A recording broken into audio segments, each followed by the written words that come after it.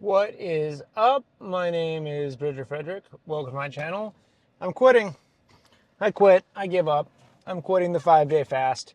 Not because it's that hard. It is as hard as it always has been, but because I'm completely alone this weekend. I'm home alone all weekend. My roommate, I just found out, is going to uh, EDC Orlando, and my girlfriend and her little brother are down in Miami hanging out for the week with friends, or the weekend, I guess, with friends, long weekend. And I'm completely alone, and it's boring as shit. And I don't want to sit at home alone fasting. So I'm not going to do my 5-day fast right now. I made it 48 hours, and I'm going to go get a nice steak and cook a steak. I just realized that it was just going to be so boring sitting at home with nothing to do. And my favorite thing to do when I'm at home alone is make a bomb meal and watch like an old awesome movie that Kelsey would hate, like, I don't know, like Platoon or some sort of war movie or something that I wouldn't that she wouldn't normally want to watch with me. She hates old movies and hates war movies. So I can do some combination of old and a bunch of people killing each other. We'll see. I don't know yet. I haven't decided on the movie yet, but I am going to eat something and have a movie, and then I realized that when I'm home alone, that's when I do my most joyful eating, and when it's easiest to eat the healthiest, and that it's the hardest when I'm working to eat the healthiest, and that all the eating I do on days that I work is kind of rushed or for distraction or for more negative reasons. So I'm going to fast on a Monday to Friday scenario. It also is just easier to fast when I'm not when I'm at work and able to. It's kind of hard, but it's easier because I'm not faced with like super enjoyable food to eat. The bottom line is I'm fucking quitting. I'm not doing it. I'm not making it 5 days, and having to make this video was the only thing that was almost keeping me fasted. And then I realized that I'm not doing anything for anyone else, and that I'm doing everything for anything like this, at least for anyone else. So, yeah, giving up. But what I was thinking about today, on a different note completely, I was driving around earlier and I was just realizing how I've fully internalized this knowing, this feeling, this belief, this, actual knowledge inside me, where it's a true belief, where I really do believe we live in a simulation, or at the very least, that we live in sort of some intelligently created space, and that we are spiritual beings, eternal spiritual beings, who our true essence is elsewhere. And this is just something like our body and our ego is something that we are gifted and living inside this essentially video game. And I was just overcome with gratitude and excitement and joy and a fun lightness when you know it. Because it's easy to theorize about it or wonder if that's the case or think that it could maybe be. Or I was extremely resistant to believing that 100%. I just always thought that the intelligent or smart thing to do was to leave room for cynicism, for being skeptical. And it turns out that that's completely wrong. The skepticism and the cynicism is fear based. It is always fear based, this unwillingness to let go of control and surrender. And once you fully surrender and just are defeated and let go of all control, then you're gifted with the knowledge that of this knowledge. This is literally a gift, and you realize, like, wow, I've never known anything, and now I know one thing that's integral to being able to understand everything else. Now I can finally start learning. Like, this is step one. Like, everything else is you're just fighting through mud and upstream through a river of mud, until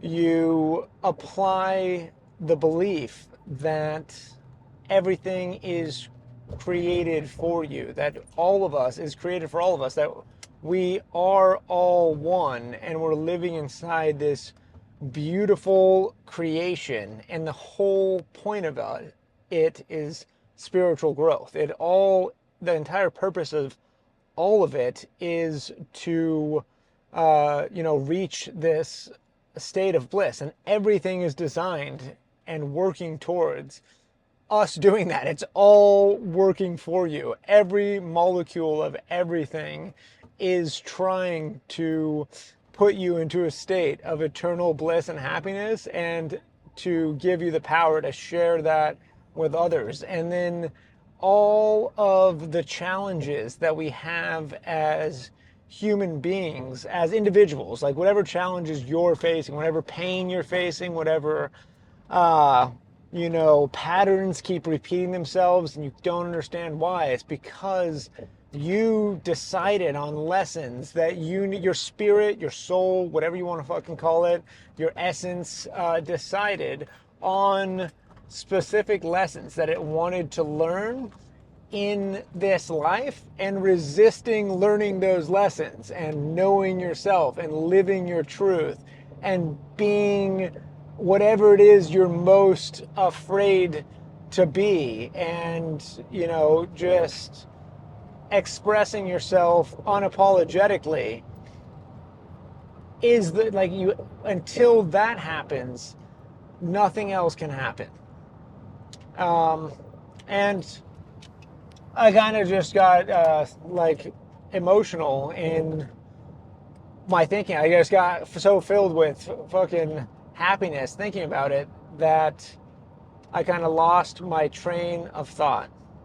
But all I know is that my purpose is to share this with as many people as possible. I have spent my entire life fucking miserable, like in nearly my entire life, unimaginably in pain. I can't, every single moment of my life, from age like 5-ish to age 31.5-ish, was fucking suffering. Even the good parts were suffering, because I was always filtering everything through this lens of like worrying about what other people would think about me, or judgment. I was so scared that love was being withdrawn from me. I was so convinced that I had to become something to someday be worthy of love. I just fought and battled and worked and changed and did things, all in the name of someday becoming this person that was worthy of love. I thought if I went out and became rich and became a provider and just gave, and also learned the secret of how to be happy, because I wanted to be happy so bad for so long. I wanted my parents to be happy. I wanted my family to be truly happy. And I thought if I went out and learned everything and got all of the money so I could provide safety and security and love to every other person around me, then if I did that, then I'd be worthy of love too, and then I could feel love too. And it was just all fucking backwards, completely in reverse. No, it starts with the fact that you are 100% worthy of love. You're perfect already, and you're worthy of love in every way, in every molecule on the entire earth, every piece of existence, all the energy is you. It's all one and the same. And so of course it's all working towards you becoming the ultimate expression of yourself. And that might involve a lot of pain. You know what I mean? You could have, like me, could have constructed your ego could have constructed this whole version of yourself that is completely out of alignment with your true self. And burning that down, getting rid of it, and replacing it is a lot of it's a painful process. And at first, when you start thinking about doing it, it's like the ego just has this massive fear reaction of anything that's going to compromise who other people think you are, or the image that you've tried to create for yourself, or who you are, who you do define yourself as an ego.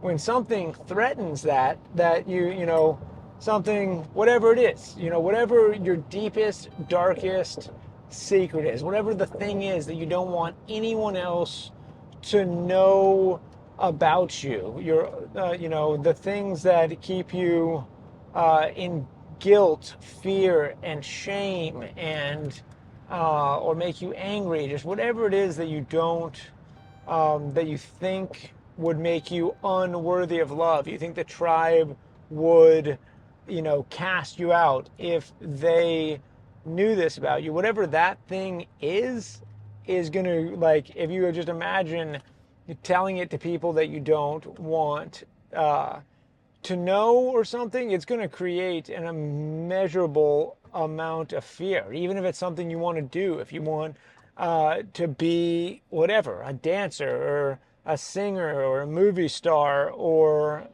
something that is way outside of your identity now, and all of a sudden you're going to go start telling people that you want that you're worthy of being that you think you're 1% of the 1% that's capable of doing that.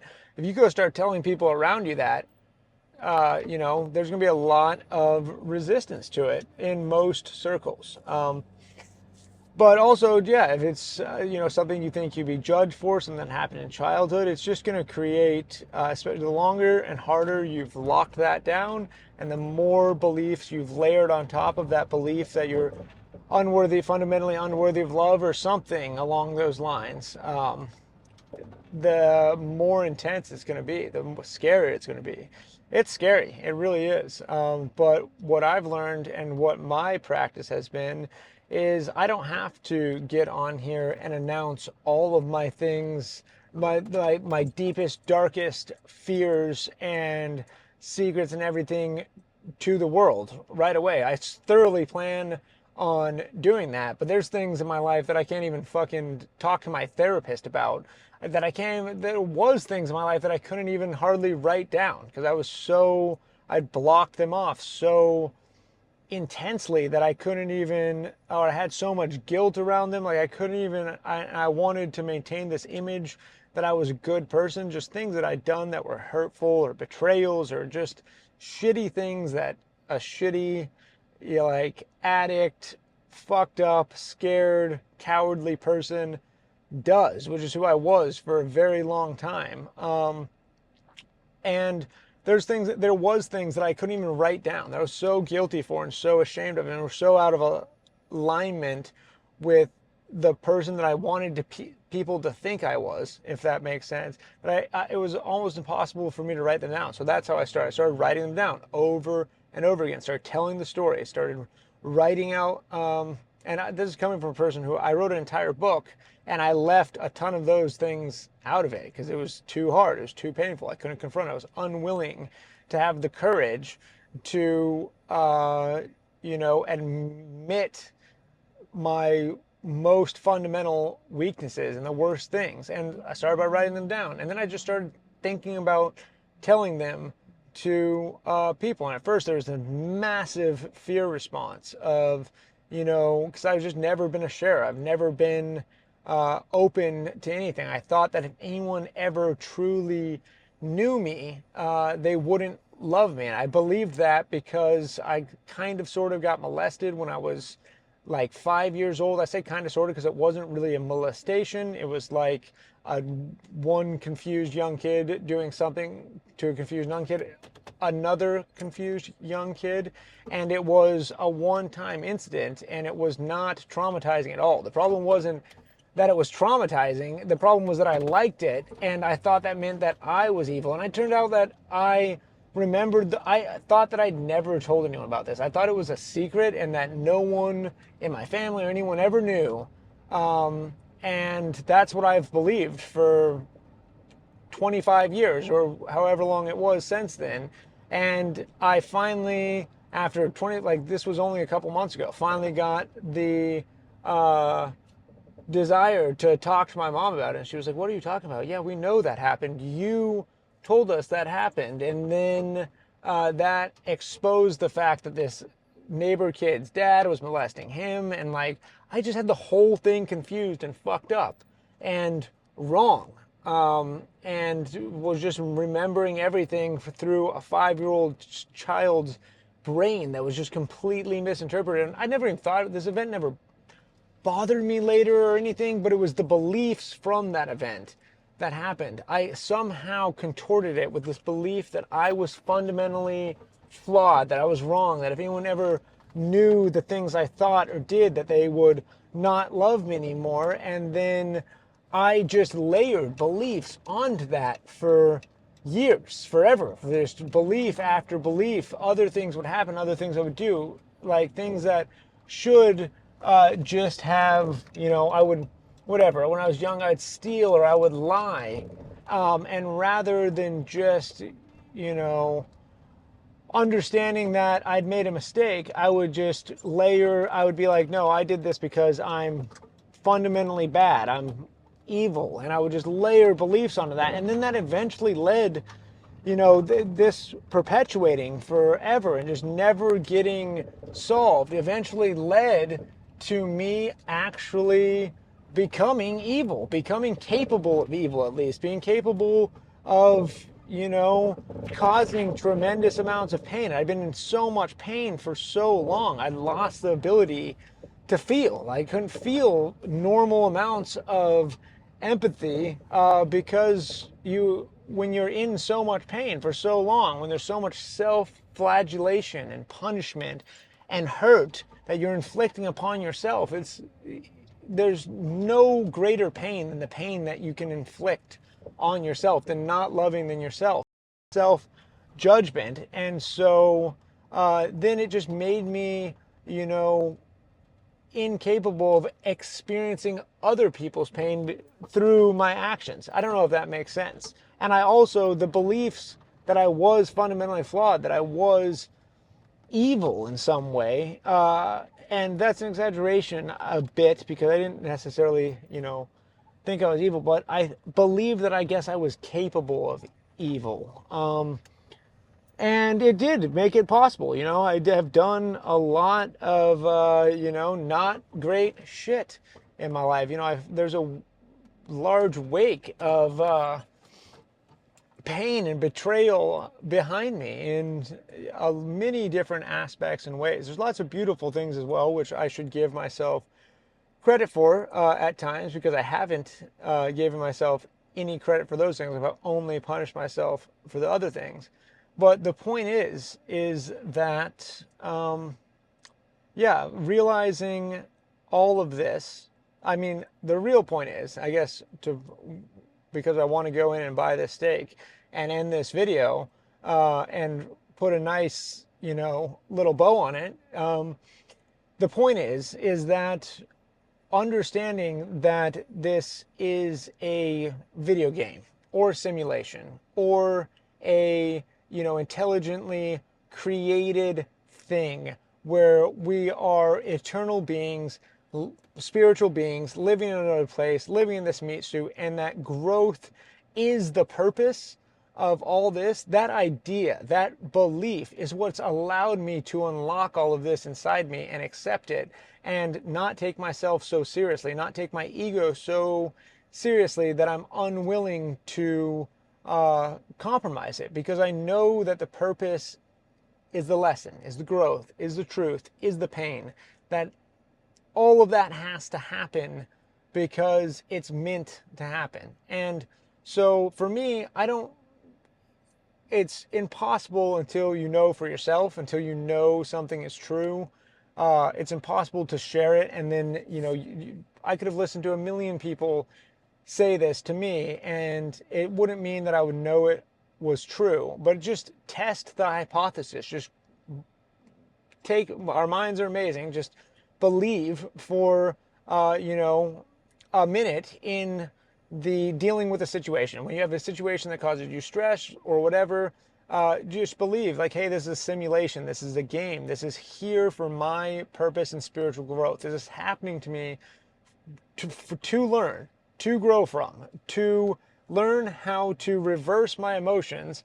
So everything, whatever emotion you're in, if you're in fear, if you're in anxiety, if you're in sadness, whatever that primal emotion is that happens down in your belly, if shame, guilt, whatever it is, that's going to suck everything in reverse through the emotional regulation system, from gratitude and whatever, love, courage, whatever it is. I can't remember the thing. I'll put it on the screen here if I remember to do that. But through the consciousness system, that's going to reverse it down that way to that feeling. And that's fine. That happens, and it's obviously systematic, and it happens for a reason.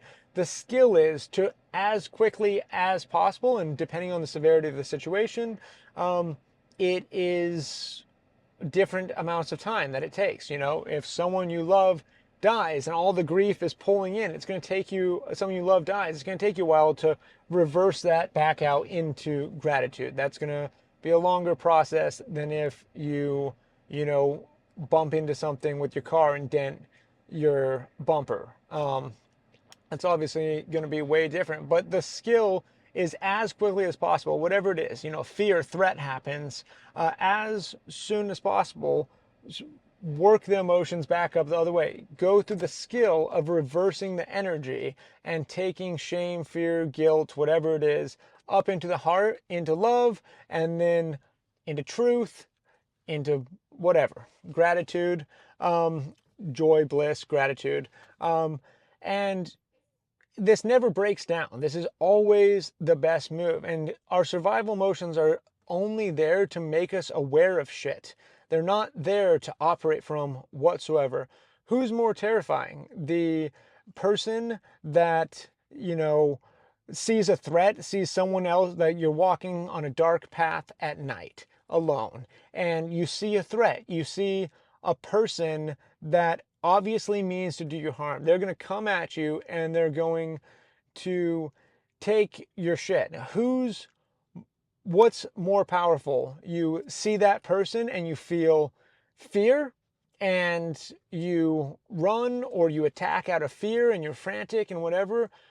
Or is it more powerful? Imagine if you're such a warrior, if you're such a badass that you can transmute emotions so quickly that you immediately transmute fear into gratitude, and you think, wow, I'm so grateful this person has come here to challenge me and test me as a man and as a person, and test my strength. I'm ready to play this game. Let's go. That person's fucking terrifying. That's a terrifying person. That's a warrior. That's a true warrior. Who's more scary? The warrior running into battle filled with anger and hate towards the other person, or the person who's filled with gratitude that they get to test themselves, that this is their moment of glory and everything is perfect, and this is my moment. I'm going into war to fight for the ones I love, for my country, for everything, and I fucking love this. Let's do this. Let's battle. Let's see who wins. I'm a spiritual being, and this is a game, and I'm ready to play my hardest. That's way more terrifying. So there's really never a situation where it's advantageous to operate out of fear, shame, guilt, and it's so attractive to think that when you've been running off of fear and shame and guilt, it's so attractive to think that they're a good fuel source. Like, I have pushed myself through hundreds of miles of grueling endurance exercise and workouts and work days and so much intense stuff with shame and guilt. It's pushed me so far, and it is really, really attractive to think that it is a wonderful fuel source, but it's just a fuel source, and it's actually a shitty one. Yes, it can push you very, very far. Running away from pain can get you far. It can, but on a true path of excellence and living the maximum expression of what you possibly could be and bringing the most joy, happiness, bliss, excitement, fun, it's always a better fuel source to be grateful, to be excited, even if you hate your enemy and you want to defeat them and win. That's the start. That can be the start of the emotion, and that emotion can still be there. The whole thing works together as a system. Like the fear, the hate, the guilt, the shame, those can all be there and they force up. But if you can operate from a state of love and gratitude and gratefulness for the battle, for the enemies, for the challenges, for whatever, it's always a better fuel source. It really is. And even if it comes to exercise, whatever, where you're pushing through the pain and everything, if you can hold on to all that pain but transmute it up into love, bliss, gratitude, and joy, and you're doing it for that, you have way more power. It's more infinite. It's better. The energy has to cycle up through the body this way. That's how it works. I don't care what anyone says. It is fucking gonna be scientifically proven. If it hasn't been yet, I don't know if it has. I'm sure some people claim it has been. Some people claim it hasn't been, but don't wait for the science. It's fucking true. Just test the hypothesis. See if it works for yourself. Anyways, I'm gonna go get this fucking steak and break this fast, and it's gonna be awesome. And then I'm gonna go watch some sort of violent old movie. I fucking love you guys so much. Thanks for being here, joining me on my little trip, my drive. We live in a fucking simulation. It's awesome. Every molecule, every bit of energy that exists on Earth is literally conspiring to make you realize some lesson that you decided you needed to learn. Test the hypothesis. Go out in the world like it's a video game and play it like you would play a video game. And that might mean taking wild risks. That might mean doing some, at some stuff that, compromises what other people think of you. But I love you, and goodbye.